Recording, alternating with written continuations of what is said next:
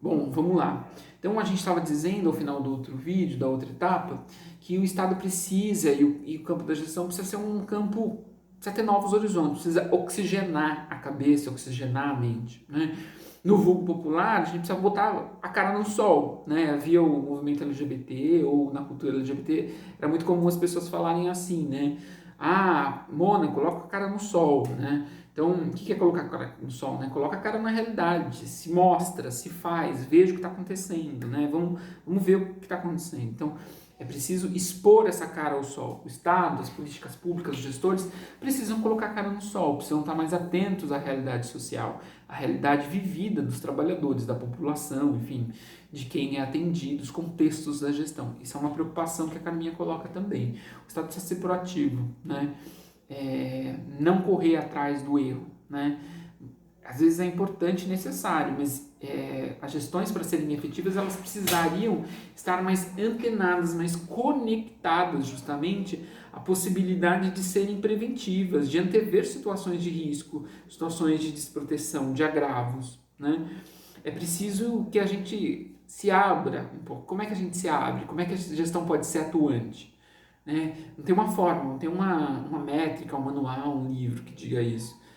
Um dos principais aspectos é: veja a realidade, se mostre na realidade, né? Vá atrás da realidade, compreenda a realidade social a qual se pretende atuar, porque é ela o ponto de partida e o ponto de chegada das políticas públicas, né?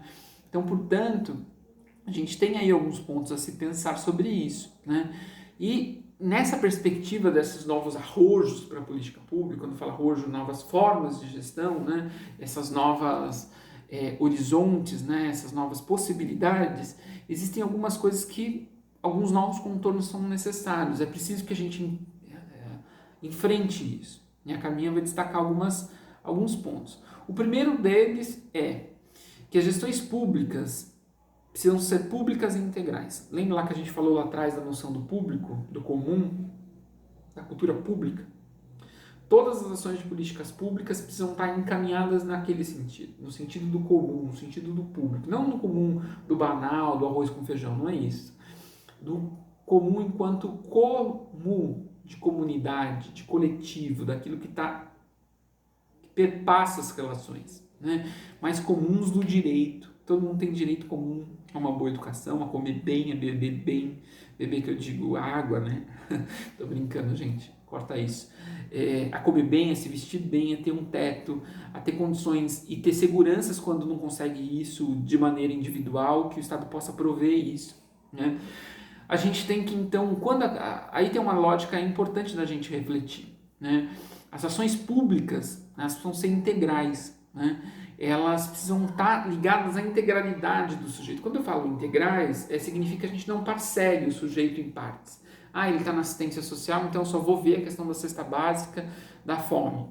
Quando essa família que está lá no CRAS, lá no CREAS ou no serviço de convivência da política de assistência, é a mesma que é atendida na UBS, é a mesma que passa por um ambulatório de especialidades médicas, é uma mesma que também faz acompanhamento na UBS, é a mesma família que tem filhos ou que tem entes que vão para a escola, né? Seja escola infantil, de ensino fundamental ou médio, né? Então, quando há essa possibilidade, há um horizonte de se pensar sobre isso, de que hoje as políticas públicas, embora sejam setorizadas e tenham que dar conta de algumas frentes da realidade social, que elas possam conversar, que elas possam estar integradas, que elas possam estar interligadas para promover uma proteção social integral ao sujeito.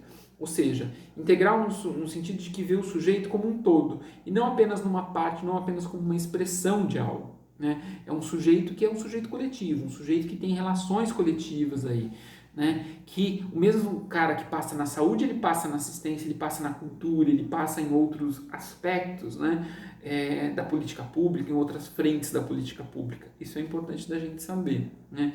Então, a perspectiva, né, de integralidade das políticas públicas, que é aquele papo que a gente já teve lá na aula presencial sobre ações intersetoriais, né, ou seja, conectar os diferentes setores nas ações, para que a gente não fique remando sozinho, até porque uma política pública não dá conta das demandas sociais, não é a saúde isolada que vai dar conta da saúde. A saúde abrange comer, abrange beber, abrange viver bem, abrange aspectos psicobiológicos e sociais, né?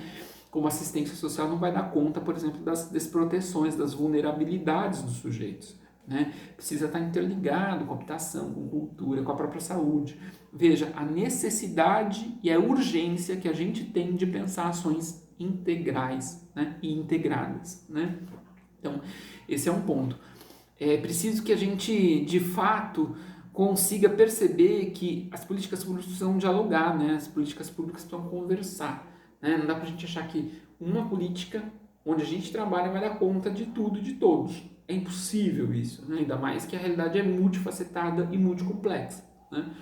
Eu queria ainda destacar um outro ponto importante da gente refletir sobre os novos contornos da gestão, é sobre territórios, né? A gente já falou um pouco isso sobre a aula e a gente vai voltando sempre porque a gente vai aprendendo ele por camadas, né?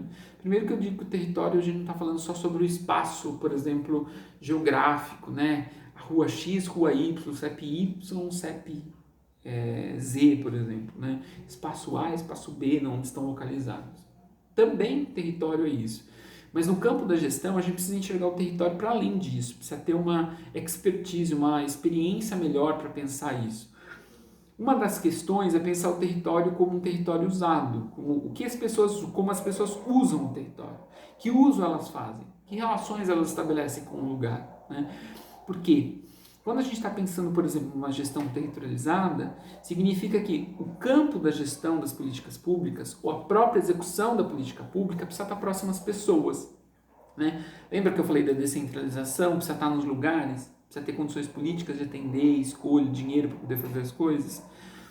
Isso não teria sentido se a gente não compreender a noção de território, a noção de gestão territorializada. A gestão territorializada significa estar perto da onde a coisa acontece, precisa estar perto do chão onde a vida acontece, onde estão os locais de violência, das faltas, dos riscos, das proteções, dos agravos, é onde, no vulgo popular, muitos falam, né, o filho chora e a mãe não vê, né? Que lugares são esses? Né? Mas que potências também tem esses lugares, que laços de solidariedade essas pessoas têm, que pertenças essas pessoas têm, que forças esses lugares têm, que resistência esses lugares têm. Portanto, quando a gente está dizendo de gestão territorializada, é uma gestão que possa estar atenta ao lugar em que ela se destina a se colocar e cobrir, né, como política pública, oferecer o seu serviço. Gestão territorializada é isso, é estar atento ao território, atento às territorialidades dos sujeitos, né?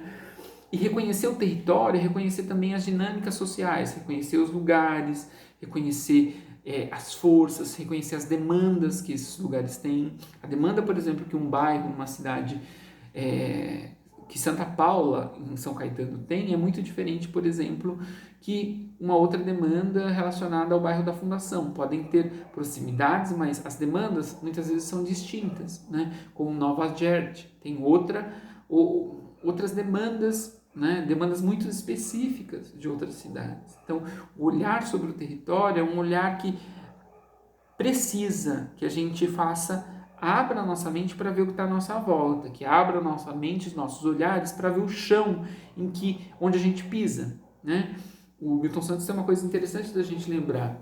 Ele dizia assim, que o centro do mundo é onde nós pisamos, né? É onde eu piso, né? Então, esse centro do mundo é o território, onde eu estou, né? Onde eu estou localizado. Então, isso é um dado importante da gente pensar. Um outro contorno para a nova gestão de políticas públicas pode ser, e já não é constrangimento, é alguma coisa positiva que a gente tem que, olha, quer fazer uma boa gestão, presta atenção nisso, é a gestão participativa.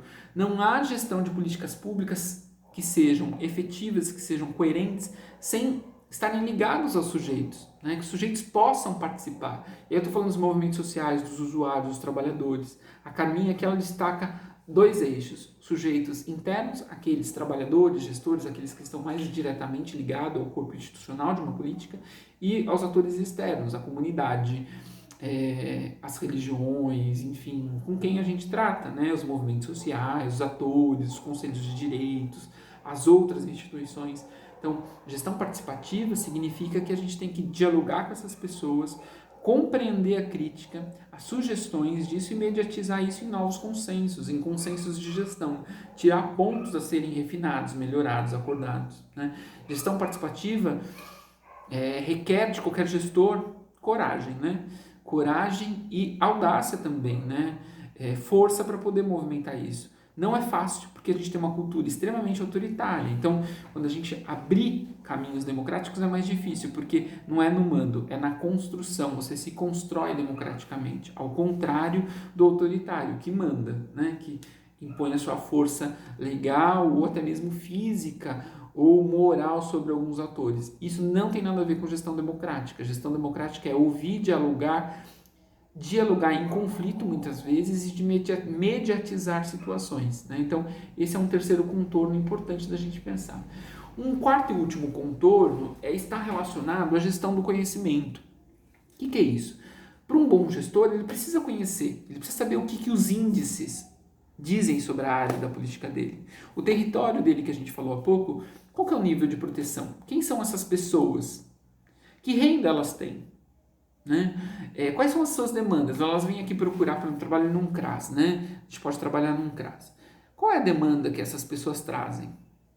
Né? É demanda por auxílio emergencial de cesta básica? Demanda relacional, de convívio, desproteção, é violência? Quais são essas demandas? O que esse território tem de particular? O que é próprio dele? Que identidade ele tem? Né? Isso a gente consegue em alguns dados quantitativos, ligados aos números, né, ligados aos índices, ligados aos relatórios de gestão. Por exemplo, o CadÚnico é um sistema de informação que pode ser muito rico para a gente, para tirar informações sobre renda, faixa etária da população, nível de urbanização do domicílio, se é urbano, se é rural, se tem água encanada, se tem acesso a saneamento básico, se tem banheiro na casa. Então, veja, são dados, sistemas informativos e que a gente a priori fala, eu, assistente social, vou fazer isso, vou dar uma olhada nesses dados? Sim. Se a gente gesta, ou mesmo se eu não gesto, se eu sou um técnico atento, eu preciso saber sobre isso, eu preciso compreender sobre isso, né? Então, gestão do conhecimento tem a ver com os dados, com os números, mas tem a ver também com informações técnicas, com a compreensão técnica, com aquilo que a gente chama de qualitativo, né? Com as bases qualitativas, análises técnicas, compreensões técnicas, estudos técnicos sobre determinada população e sobre também o território ao qual eu atuo. Então, são esses 3 pontos sobre a gestão do conhecimento que é importante para um novo marco da gestão, né? Ações integrais e integradas, né? Gestão participativa e gestão territorializada. São 4 pontos essenciais para a gente configurar uma nova gestão. Bom, isso a gente vai falar um pouco mais no encontro remoto. Tá bom, gente? Espero ter ajudado aí no esclarecimento, enfim, de alguma forma contribuído nesse processo de estudo distante aí que estamos. Um abraço. Tchau, tchau.